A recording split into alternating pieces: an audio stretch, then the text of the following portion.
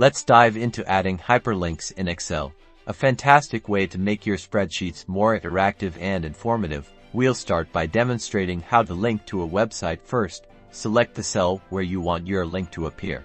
Now, navigate to the Insert tab on the ribbon. You'll see an option called Link. Click on that. This will open the Insert Hyperlink dialog box on the left side. Make sure existing file or web page is selected in the text box labeled Address. Type or paste the full web address you want to link to. For example, you could paste google.com. Now, look at the text to display field. By default, it will show the web address. You can change this to something more descriptive, like Visit Google, so your users know what to expect when they click. Once you're happy with both the address and the displayed text, click OK. You'll see the text you entered now appears in your cell, colored blue and underlined Y euro, the universal sign of a hyperlink. Hovering your mouse over it will even show you the linked address. But hyperlinks aren't just for the web.